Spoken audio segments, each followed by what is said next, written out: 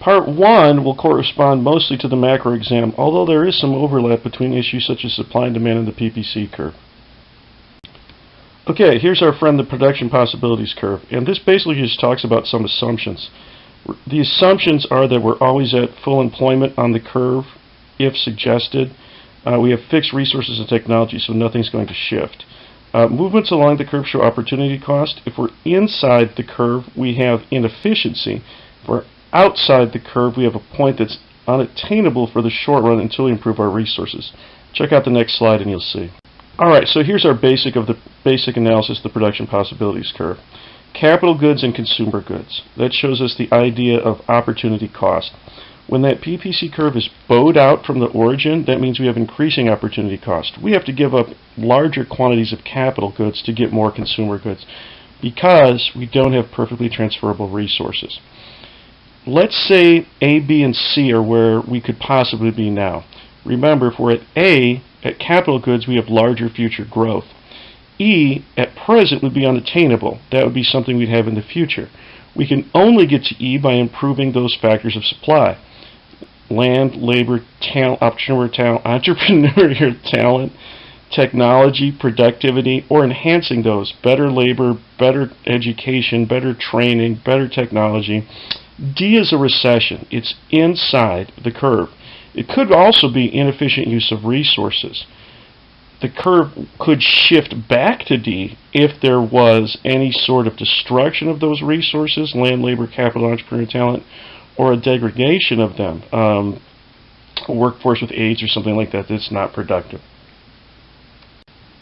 I think this is pretty straightforward. Capitalism is supposed to be the free market. At the same time, there are very few pure capitalist places. You have some element of public goods. Communism is a command economy. You would also have this in an economy ruled by a king would be a command economy. A mixed economy is capitalism and socialism, I should say, as opposed to communism. Certainly we're a mixed economy with mostly capitalistic tendencies in addition to public goods. The next most basic concept that will appear on both micro and macro is supply and demand. So let's talk about a demand curve first.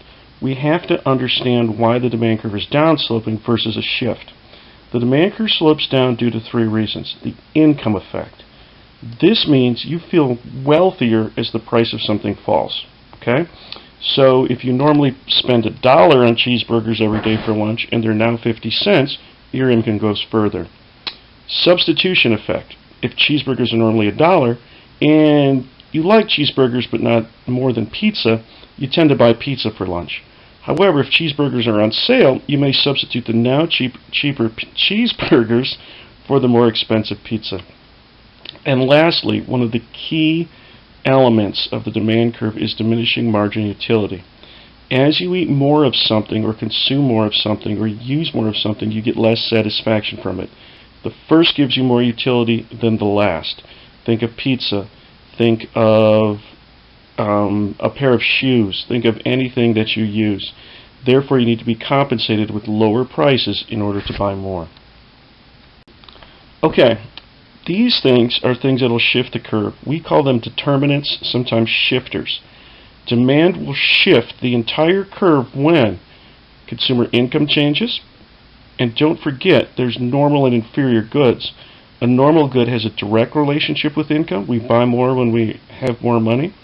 An inferior good has an indirect. We buy less when we have more money. Related products. Here we basically have substitutes and complements. Complements have an indirect relationship. If the price of salsa goes up, my demand for chips goes down. Vice versa. If the price of peanut butter goes down, my demand for jelly to make a peanut butter and jelly sandwich goes up. Substitutes are goods that can change with each other, can be substituted. So if the price of Pepsi goes up, I'd expect the demand for Coke to go up. If the price of McDonald's cheeseburgers go down, I'd expect the demand for Burger King cheeseburgers to go down, right? A direct relationship. Expectations, do we expect future prices to go up or down? If we expect prices to go down in the future, we probably won't buy until that time. If we think they're going to go up like a gasoline hoarding situation, we may go out and buy a whole bunch more. Number of consumers, think of China. Why would American companies such as Pepsi and Hershey want to do business with China? Well, the number of buyers. Also, we talked about liquor licensing, the Tavern League opposing that due to the fact that the number of consumers would fall. And any sort of taste fads and preferences. Less red meat consumed in the 90s and into 2000 with the Mediterranean diet, low carb diets, drawing down demand for bread in the 2000s, etc. Here's a basic shift in the demand curve. Getting shifty. I'm getting down, getting shifty. I get around. Remember, an increase is more. More has an R in it to the right. Demand up will push price up and quantity up. They should have lines at each one of those equilibrium points to show the change. That's exactly how we would graph an increase in demand. Okay, here's a decrease in demand. Demand falls for some reason. Less buyers, change in taste and preferences. This will cause a move to the left. Left is less. Think about that, commies. Price goes down and quantity goes down. Okay, on to supply. Don't forget that there's only one reason the supply curve slopes up, and that's simply due to the fact that at higher prices, production of a given good is more profitable. These are supply factors or supply determinants. Supply itself will shift when input prices change. Any resource, fertilizer, seed, also wages up and down will cause input prices to change and cause supply to change. Government policies, tariff, quotas, taxes, subsidies, regulations, right? Number of sellers, obviously when the number of sellers increases, supply increases and vice versa. Expectations about price and profitability. If I expect corn to be real profitable next year, I reduce my supply of wheat and increase my supply of corn in the field. Technology and productivity, a change in resource numbers or availability. That could be also due to like a resource shock, a war destroys capital, a flood or hurricane destroys something. Any change in land, labor, capital, entrepreneurial talent, or profitability is going to shift supply. This next part is very important. The change in quantity versus a change in demand. Remember, movement along a curve, which is caused by a change in price or the other curve shifting, is a change in quantity, not a change in demand or in supply itself. Only when one of the determinants shifts do we have a change in demand or a change in supply.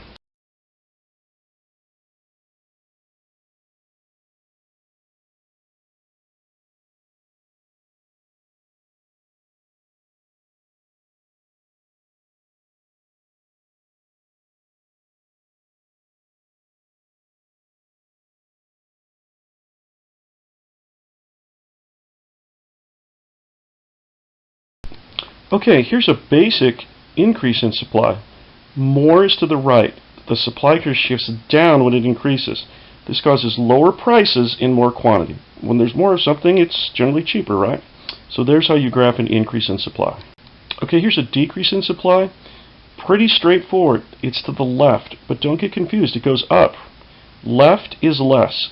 A lessening of supply would cause an increase in the price and a decrease in the quantity sold of something. Should be straightforward. Okay, another basic concept that you find early on in the macro test and the micro test is a circular flow of economic activity. There's a really good chart of it on the next page, or a flow graph.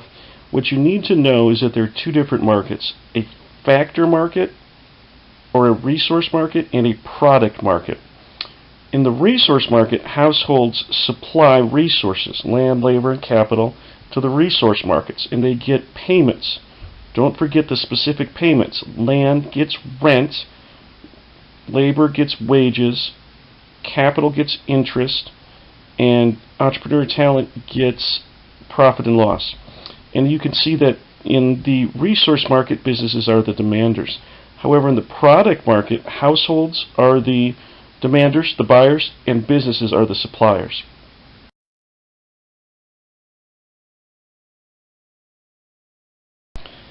Okay, the most basic calculation that we started with in macro is gross domestic product. The total market value of all final goods and services produced in a given year inside a country. So if we have a factory in Japan, that's not counted in our GDP. That's Japanese. There are a couple ways to find GDP. One is the expenditure approach, the most common. We add up consumption, which is consumer spending, business investment, government spending, and net exports. Business investment is gross, not taking into account depreciation. This will give you, and net exports is exports minus imports. This will give you GDP, as will on the next slide the income approach, where wages, rent, interest, and profit are added with some tax adjustments.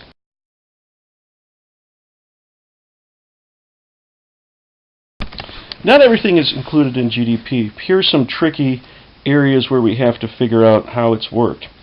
Goods produced but not sold is a good that would go into business inventory.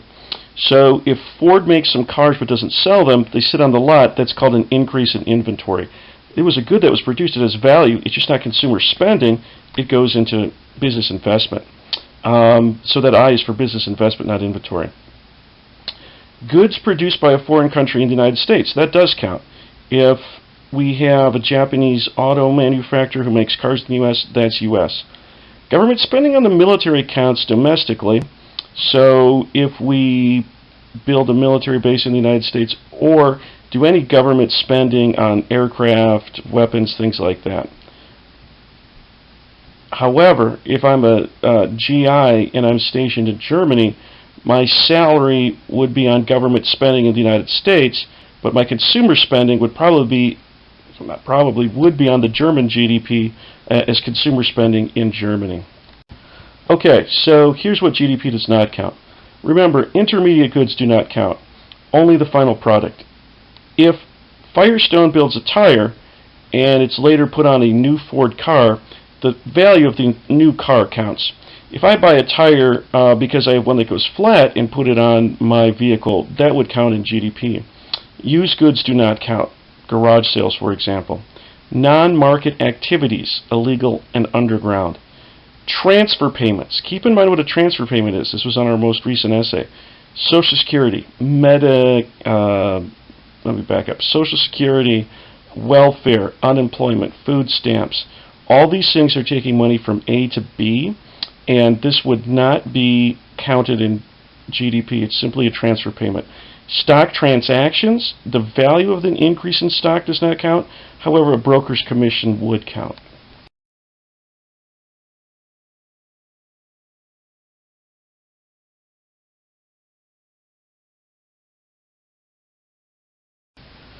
Okay, here's where it gets a little tricky. Figuring out real GDP versus nominal GDP.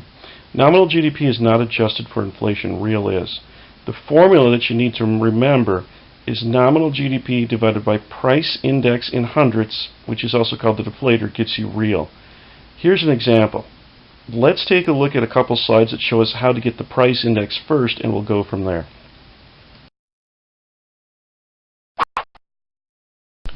Okay, so here's how it works. To find the price index, we take a market basket in a specific year over the base year. A market basket is simply the value of whatever goods and services you're measuring. So let's say we're doing pizza, and the market basket in the base year is 1, and the specific year is the same year as the base year. Well, that's 1 over 1 times 100. So our starting price index is always 100. Let's say that pizza goes from 1 to 2 in the next year. That's 2 over 1 times 100. Our price index would be 200. The deflator is the price index in hundredths. So in other words, the price index goes from 100 to 200. We divide the nominal by 2, the doubling in prices, to get the real GDP. Be careful with percent change. To calculate percent inflation rate, we don't use the deflator, we use the change in the price index. 100 to 200 is a doubling. That's a 100% change.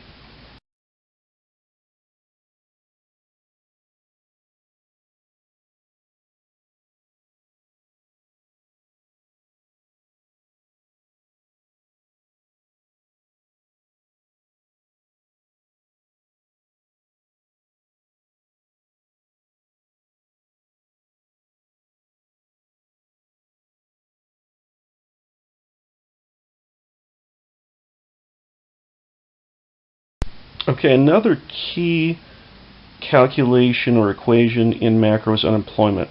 Remember, unemployment is simply the number of unemployed over the labor force, multiplied by 100 to put it as a percent.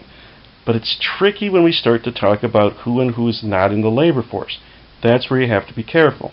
U.S. unemployment, 4.5–5% is about right. So who counts? Well, specifically part-time workers count. Illness, strike, vacation, you're employed. You work as a family farm worker for a room and board. That's employed. Basically, anyone who works part-time, full-time, for a wage or any compensation is considered employed. You're unemployed if you're looking for work and do not have it. Looking for work is a key figure. We call people who are not looking for work discouraged workers. These are people that have dropped out of the labor force. So if you are laid off and looking for a job, then you are unemployed. So here are some basic examples of unemployment. We have frictional. You have the skills and you just need to find the job. You graduate from college and turn down something that's part-time or night shift when you're looking for a professional job.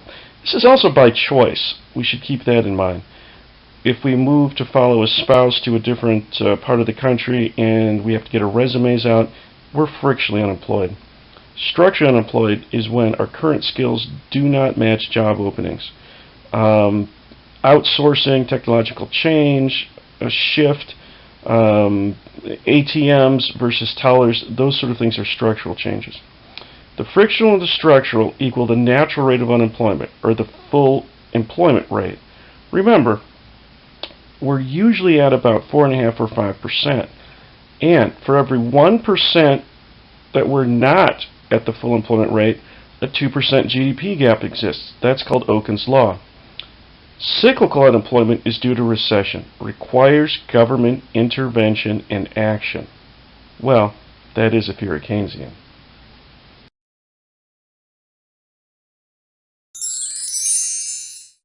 Don't forget who's in the labor force and who's not. Full-time students, stay-at-home parents, discouraged workers and retirees, those who are incarcerated, or those who are wards of the state, special needs or something in a group home, are not in the labor force.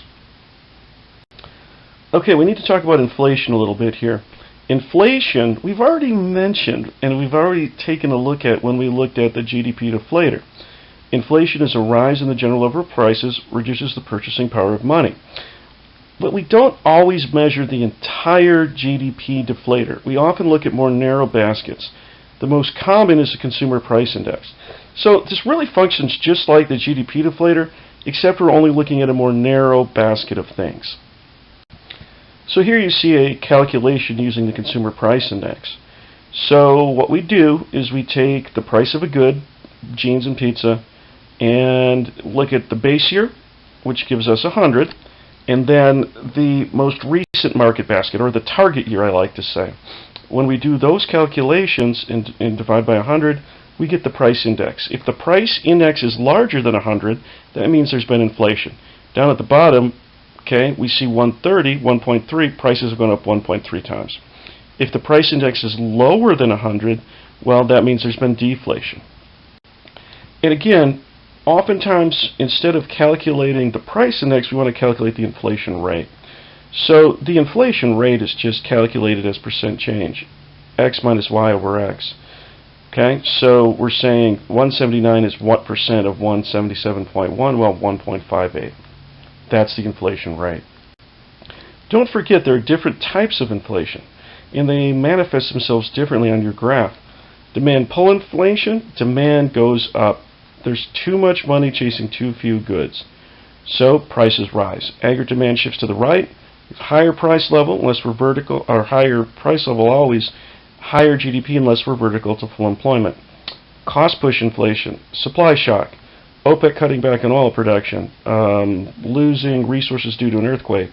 Prices go up rapidly and we get a downward shift in GDP. This is what we call stagflation. Okay, here's some basic real and nominal ideas to consider, and you'll see these throughout your AP exam. Real income, nominal income over price index, meaning I take what I earn and I divide it by the price index to get what I'm really earning. Real interest, nominal minus inflation. Nominal interest rate, real interest rate plus inflation premium. Meaning, if I'm a bank, on that last one, that nominal one is sometimes confusing.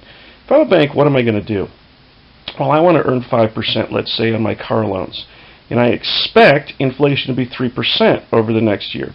Then what I'll do is I'll charge an 8% nominal interest rate to cover the inflation premium, the anticipated inflation. Don't forget, not everybody wins and loses with inflation. There are some winners. Remember the Cross of Gold speech, William Jennings Bryan? Debtors who borrow money that get to be paying back their loans with cheap dollars, yeah, they win. Those who anticipated inflation and made adjustments, they can also win. Losers are savers with savings accounts. Their savings is not going up. Think about it. If inflation is 3%, you're getting paid 0.5% in the bank. That's not making you any sort of real money. Creditors, they get paid back with cheap dollars. And fixed income recipients, those on pensions and Social Securities, if they don't have a cost of living adjustment or a COLA, well, they end up doing worse. Okay, let's talk about consumption. Consumption is another way to say consumer spending. As income goes up, consumer spending goes up. Also, when we get down to the money market, demand for money goes up with GDP.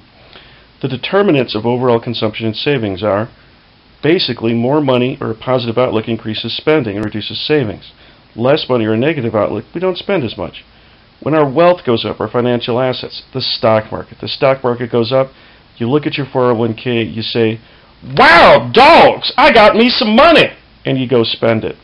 If the stock market goes down, you feel less wealthy, your financial assets go down, and you're less likely to spend. Expectations, we've beaten 9/11 to death. If we expect our incomes to go up and times to be good, we spend more. If we expect them to go down, we spend less. Real interest rates. Real interest rates are very important for businesses and also consumers. Consumers buy financed items, homes, cars, motorcycles, boats, on interest-bearing loans usually. So interest rates matter for consumer spending when it comes to finance items. When it comes to business investment, lower interest rates means more business investment. Remember, business investment is machines, factories, and tools. Household debt. The more debt consumers have, well, obviously the fewer things we're going to buy because we don't have credit to expand upon it. Low debt means we can expand our credit and buy more. And taxes are the classic shifter. Lower taxes, higher spending, higher taxes, lower spending. Okay, interest rate return. Here's something pretty basic, but we'll share it here. Expected rate of return.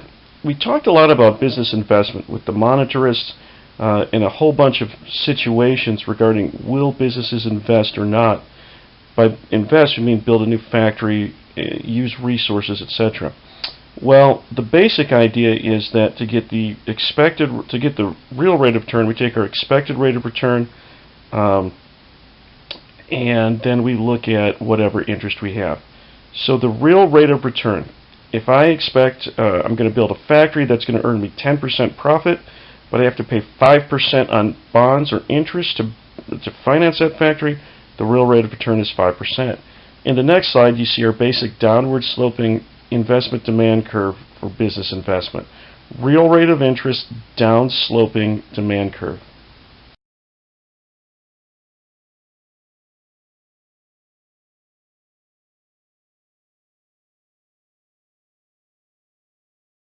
Okay, let's get to our most important idea here in macro. Aggregate demand. Aggregate demand is the entire demand in a given economy at various price levels for all the goods and services produced. On the y-axis we have the price level, and on the x-axis we have real GDP that can be labeled as y.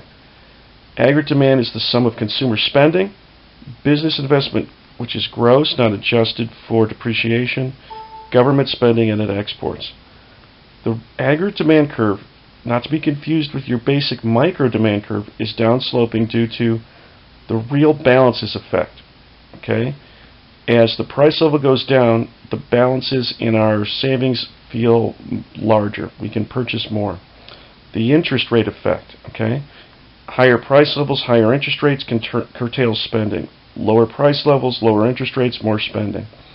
Foreign purchases effect. As our price level falls and becomes relatively cheap to other countries, we start to export more as foreigners substitute our products for their products. Okay, a change in any one of those CI, G, or X will cause a change in aggregate demand. That's pretty important to understand. And then also look at the next slide where you have the determinants laid out. If any of those things change in a positive direction, aggregate demand goes up. A negative direction, aggregate demand goes down.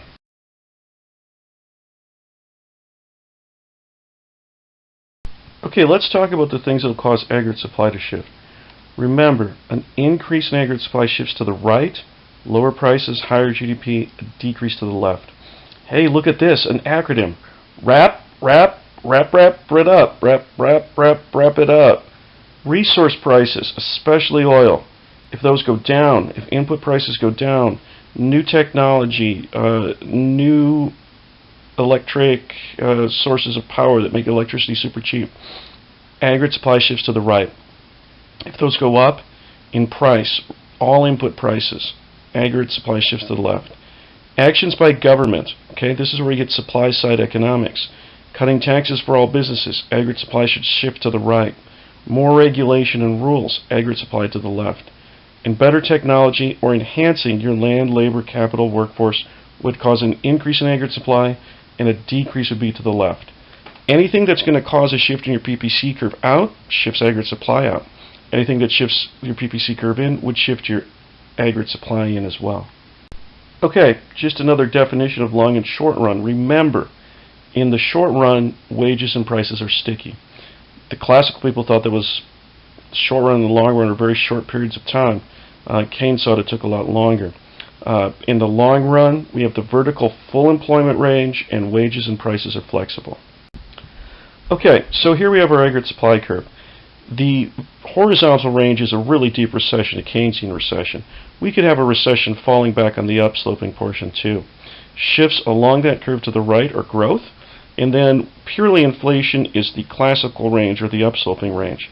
And when we talk about the long run, don't forget that we extend that long run aggregate supply curve down to the bottom and we get full employment.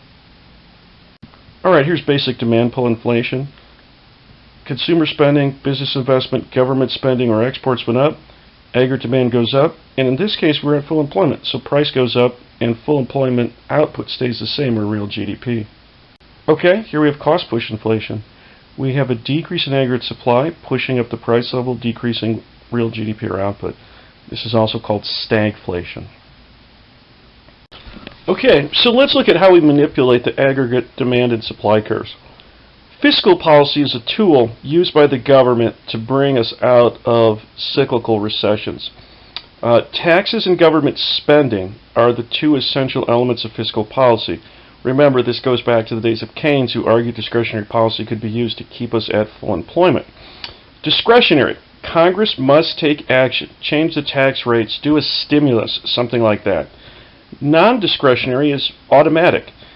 And some of the automatic spending actually helps to stabilize the system. Unemployment benefits, for example. Unemployment benefits kick in when there's a recession and there's no new law that needs to be passed. Welfare, the progressive tax system, and there's that automatic stabilizer graph that we'll take a look at in a few slides that shows you that we run a deficit automatically when we go into a recession. When we have a time of inflation, we start to take a surplus.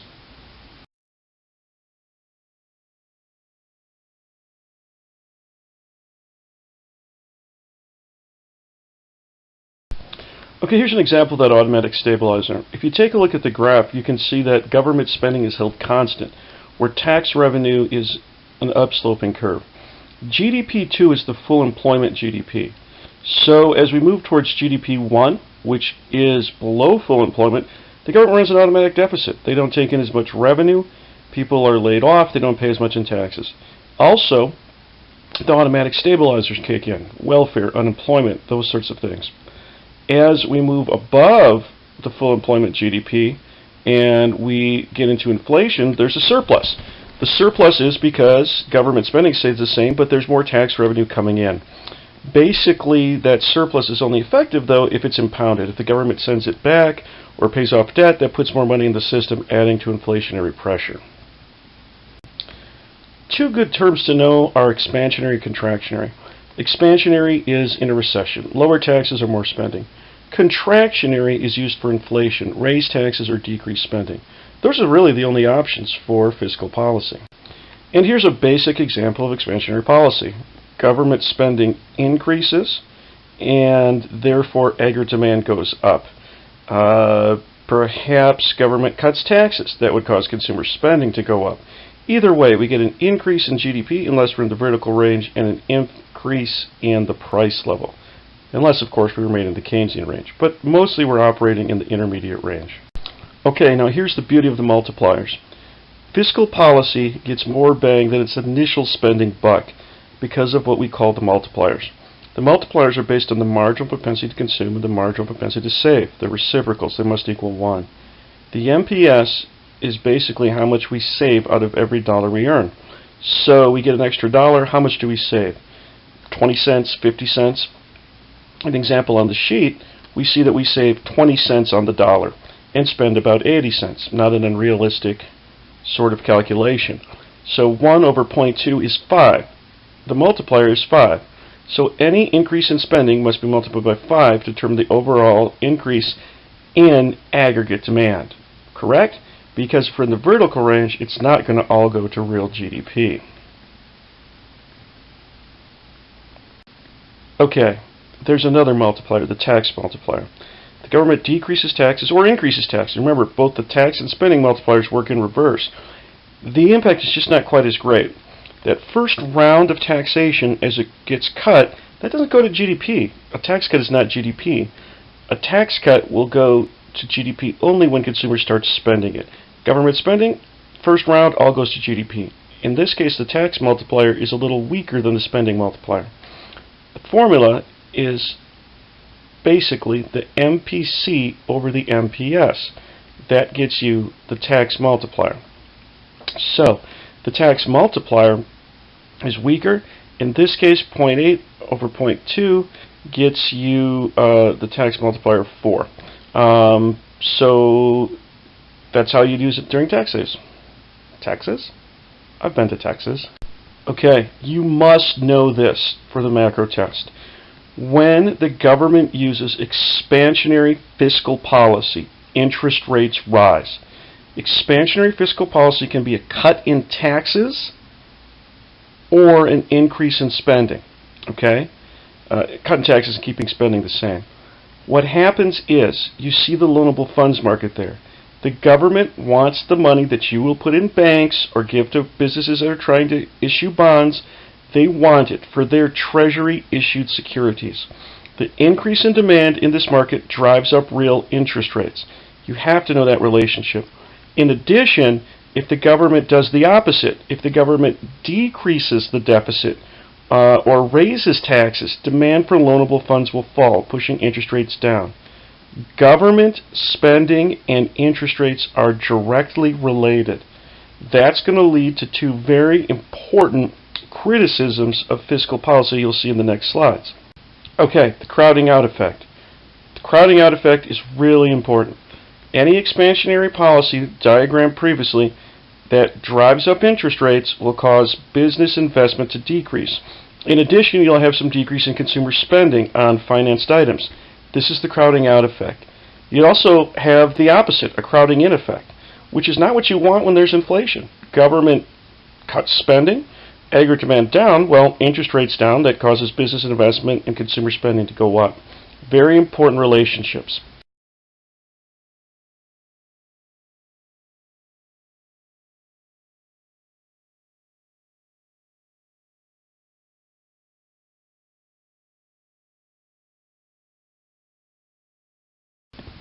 The net export effect is a similar criticism of fiscal policy. A decrease in government spending will lead to a decrease in real interest rates.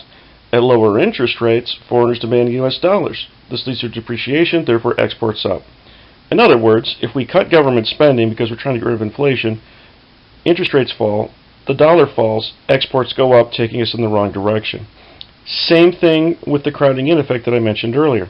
And the net export effect goes in the other direction as well. Government raises government spending, interest rates up, the dollar appreciates, exports down. Not what you want to do when we have a recession. Okay, these are just some general criticisms of fiscal policy. We've talked about the real specific ones.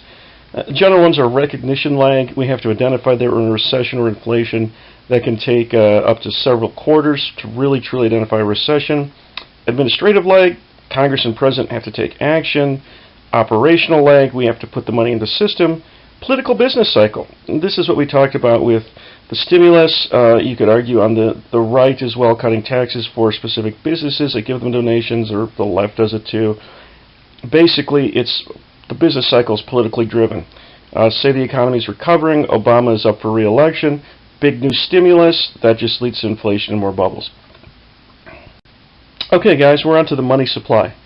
Now, when we're talking the money supply, we're not talking about loanable funds. That's just the money made available for loans.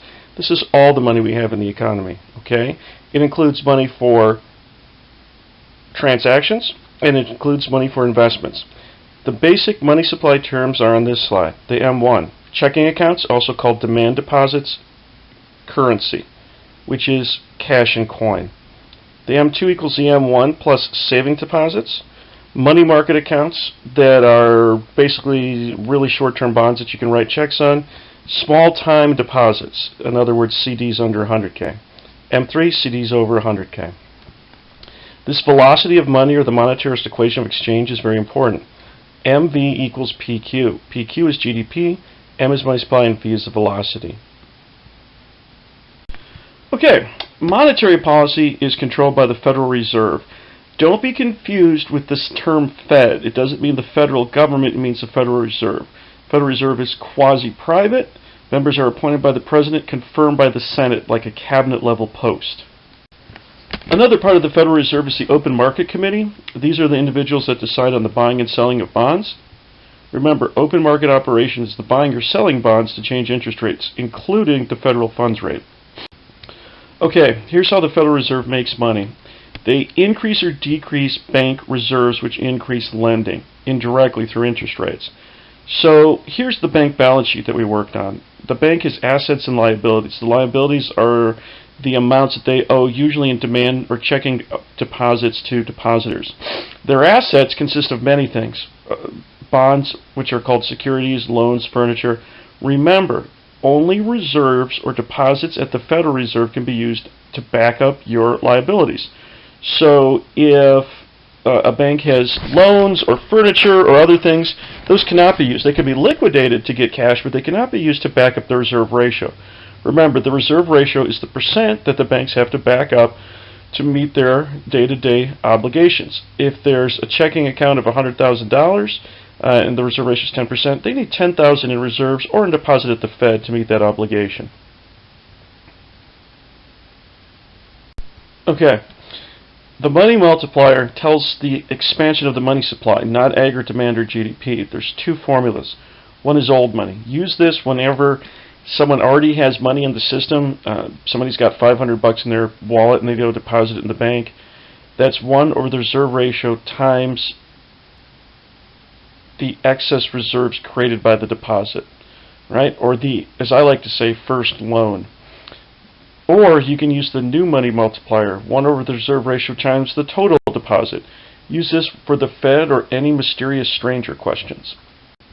The goal of the Fed in expanding the money supply is to lower interest rates. Here's the money market, money supply 1.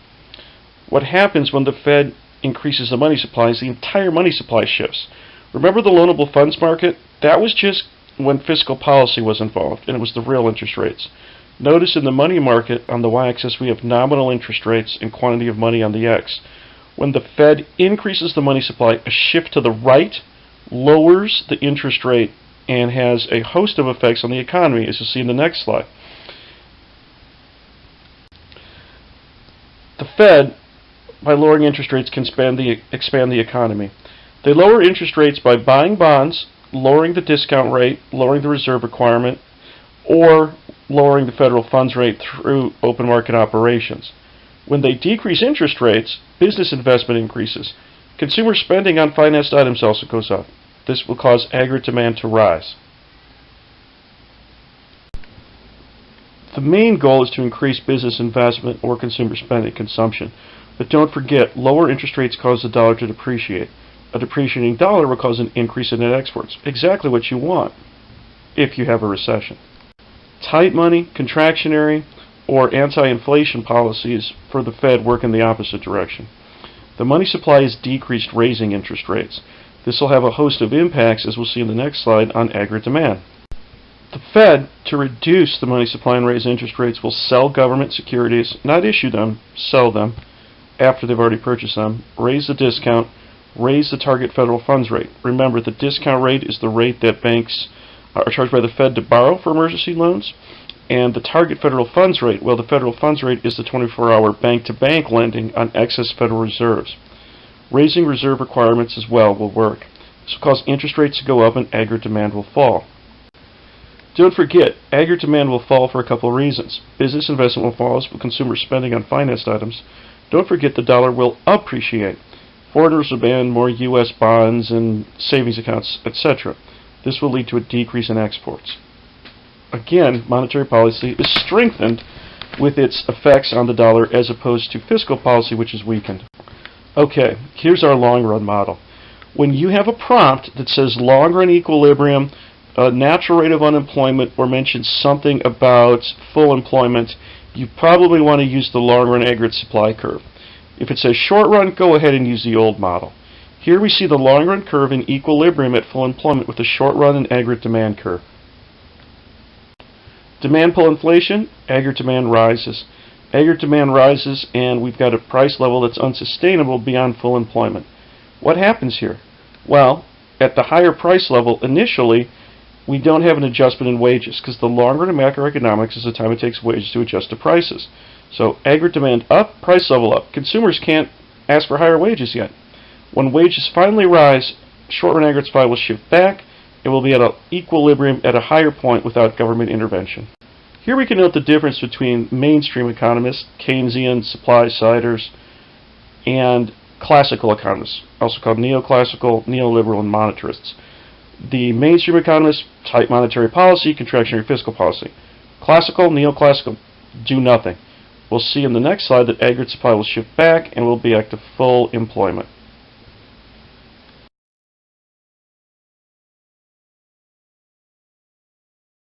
A recession cures a little different. Here we see aggregate demand below full employment. What would happen in this case is that because of the lower prices, in the long run, producers would be able to supply lower wages. That would be a reduction in input costs. That short-run aggregate supply curve would shift out back to the full employment equilibrium quantity on the graph. Here's cost-push inflation as shown on the long-run model. You can see aggregate supply curve shifts to the left. Classical economists, mainstream economists differ on what we should be doing here. Democrats would argue for worrying about the stagnation of unemployment and try to stimulate the economy. More conservative people would probably argue that inflation's the problem. Classical economists would argue do nothing. If it's a supply shock, an OPEC embargo for example, sure there's some pain in the short run, eventually those things will lift and that aggregate supply curve will shift back out to the long-run equilibrium. Therefore, do nothing once again.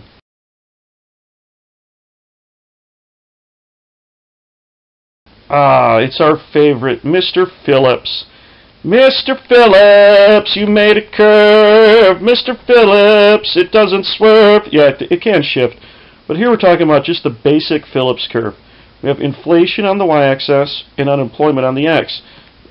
Right? The inverse of what we had when we had GDP. So unemployment being inversely correlated with GDP gives us different movement on the Phillips curve. On the short-run aggregate supply curve, when we have growth, when we have aggregate demand increasing, we move to the right. Here, growth, or an increase in aggregate demand, I should say, is shown as a movement to the left. Unemployment falling and inflation rising. Likewise, when we have a decrease in aggregate demand moving along the short-run aggregate supply curve, we have a decrease in inflation and an increase in unemployment.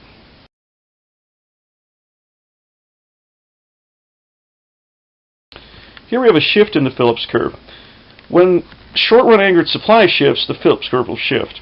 So when unemployment and inflation change at the same time, we have to shift the whole curve. Here's an OPEC embargo. we have stagflation, higher unemployment and higher inflation simultaneously, shifting the Phillips curve from Saperk 1 to Saperk 2. And here we have an increase in the Phillips curve. An increase in the Phillips curve will cause when we have an increase in productivity, resources, decrease in resource price, some other factor of supply. A decrease in those prices will cause the short-run Phillips curve to shift in, which is actually an increase in our short-run aggregate supply curve, as the Phillips curve is labeled inflation and unemployment. So lower inflation, lower unemployment is a shift towards the origin, as opposed to out when we have it on the short-run aggregate supply curve. Crazy Mr. Phillips, he's not done. No, he's not. There's the long-run Phillips curve. The long-run Phillips curve corresponds to the long-run aggregate supply curve in the sense that the long-run aggregate supply curve is vertical at the maximum GDP, as determined by land, labor, capital, entrepreneur, talent. The long-run Phillips curve is determined by the natural rate of unemployment. So on the Phillips curve, growth, long run, would be a shift in, whereas contraction would be a shift out. Here's equilibrium, showing both on the curve simultaneously. Ha ha ha! Ha ha ha! Remember, the Laffer curve is one of the key curves used by the supply siders to justify reducing taxes. And for the first half, it certainly makes sense. Too high of a tax rate, the government revenue is zero. Why? At 100%, no one works. There's no incentive to work because you save none of your labor. As you lower tax rate, it entices people to both be honest with their taxes and to be more productive and produce more in the system. When you get past that sweet spot, however, you start to see decreasing returns once again, and if the tax rate is zero, of course, the government revenue will be zero. Economic growth is relatively simple. These are the factors that will cause long-run growth. An increase in natural resources, quantity or quality. Human resources, quantity and quality. Increase in capital goods, increase in technology, any increase in productivity. These things will cause your production possibilities curve to shift out. It'll also cause your long-run aggregate supply curve to shift out. One of the key questions that you'll find here deals with interest rates. Remember, interest rates are tied to technology and capital goods. So it's pretty easy if you get a question that says, the United States finds new gold or natural resources, what happens to the PPC curve? Interest rates are the key. Lower interest rates, better economic growth, more capital and technology in the future. You can see the long-run growth curve on the long-run aggregate supply model in 2 slides, and the PPC curve in the next slide.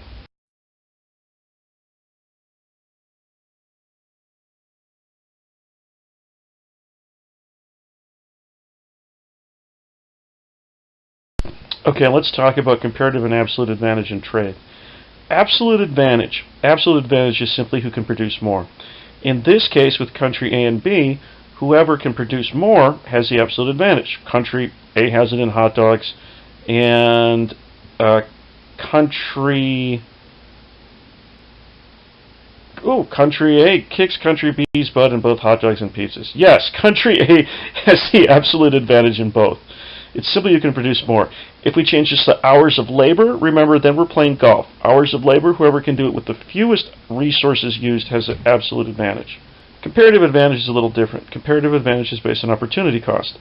So for each opportunity cost, you look and see what each country gives up in terms of making something. So although France has the absolute advantage in wine, we need to see if they have the comparative advantage in wine. Let's say in this particular case here, France was making 6 cases of wine, but they were giving up 20 pounds of cheese. Then Spain actually would have had the comparative advantage in wine, giving up only 1 pound of cheese for every 1 wine produced. But here in this scenario, France gives up 3 wine for every cheese, so they have the comparative advantage in wine production. Spain should produce cheese. Appreciation. Appreciation is the dollar getting stronger. In other words, foreigners are demanding more dollars and supplying their currency to trade for dollars. This happens when foreigners want to travel to the U.S., buy U.S. goods, put money in banks, etc. Depreciation is when the dollar falls in value. Foreigners will demand fewer dollars, or the U.S. will supply more. We'll trade our dollars for other currencies because we want to go to foreign countries and put money in their banks. Here's the Forex market, the foreign exchange market, or Forex. In the Forex, you can see the price of the dollar relative to the currency that we're trading with. Remember, these are international banking concerns. So it's not necessarily the money supply in the United States we're looking at, but the amount of money going into these foreign currency exchange markets. Here's the dollar depreciating. In other words, for this, the United States wants to put money in Japan for something, to buy Japanese products, etc. Demand for the yen goes up, the supply of the dollar increases. If it were turned around, if the Japanese wanted the dollar, demand for the dollar would go up, and the supply of yen would increase. Okay, what causes currency to move? Well, here are those items. Relative prices cause currency to move. If prices in Japan are down and they're up in the States, we'll import from Japan because they're cheaper. Demand for the yen will go up. Demand for the higher price dollar will go down. Interest rates. Higher interest rates, demand for that currency goes up. Keep in mind fiscal policy. When expansionary fiscal policy comes into play, that tends to drive up rates, causing that currency to appreciate. Speculation, getting money out of an economy that's collapsing. Taste and preferences, change demand for imports, exports. And income. Income is always used on the AP exam as one of the ways to differentiate currency exchange. For example, let's say the United States trades with Japan. If the United States and Japan are in a recession, and the United States is doing nothing, not coming out of the recession, Japan is coming out of the recession because they did fiscal policy, their income goes up. They're going to buy more Japanese products and more Coke and Hershey's from the United States. So in that scenario, looking at income and income alone, the Japanese will purchase more from the United States, demanding more dollars. The dollar appreciates. Don't forget about the capital and current account. Current account is goods and services, exports and imports. Capital account is financial, exports and imports of assets and physical bonds, and etc. These two must be equal. What we import from China, we must export in capital to make up for it.